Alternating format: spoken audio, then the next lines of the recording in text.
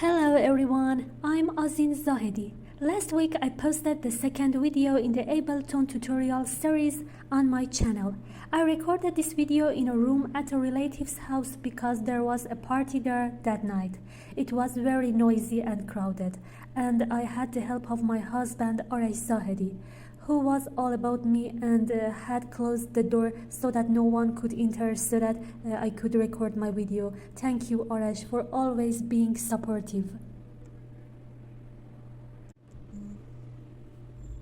1. Insert audio track. Creates a new audio track for importing and editing audio files like wave loops, recordings, samples, etc.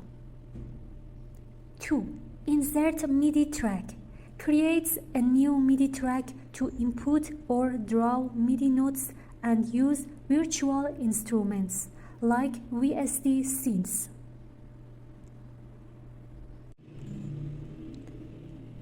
3. Insert return track. Adds a return track for parallel effects like reverb or delay that multiple tracks can send audio to.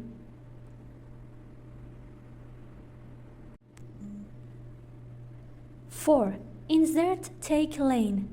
Adds a new take lane for recording multiple takes of a performance and selecting the best parts, comping. 5. Insert scene. It creates a new empty row scene below the currently selected one. The new scene can hold clips, MIDI or audio in multiple tracks, allowing you to trigger them together. You can rename the scene, set a specific tempo, or define a key signature for it. Example use case.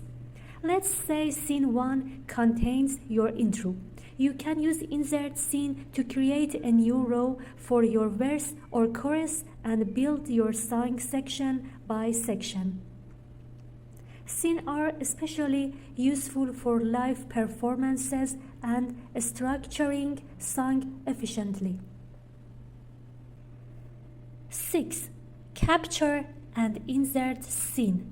Captures what is currently playing in session view and inserts it as a new scene with the playing clips. 7. Consolidate time to new scene. Takes the selected clips in the timeline and creates a new scene in session view with those clips, useful for live performance. 8. Insert empty MIDI clip. Inserts a blank MIDI clip on the selected MIDI track to write or draw MIDI notes. 9. Capture MIDI. If you played something on a MIDI controller but forgot to record, this will capture and insert it automatically. 10. Create fade. Applies a fade in or fade out to an audio clip, useful for smooth starts or ends. 11. Slice to new MIDI track. Slices an audio clip into pieces and maps them to MIDI notes in a new track. Great for drum loop sampling.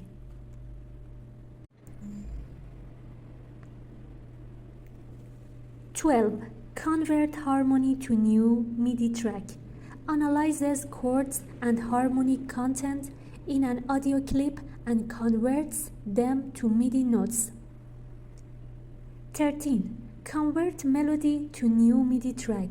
Detects a melodic line like vocals or a lead instrument in an audio clip and converts it into MIDI notes. 14. Convert drums to new MIDI track.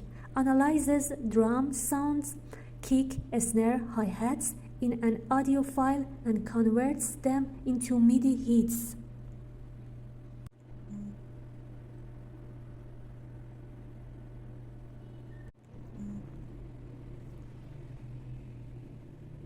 15. Add Locator. Places a marker on a timeline to label and identify specific sections like intro, drop, etc. 16. Insert time signature.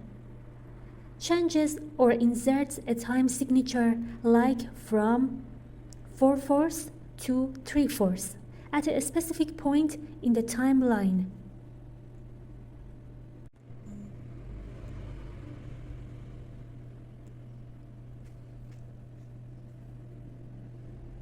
17. Import audio MIDI file. Loads an external audio or MIDI file from your computer into the project.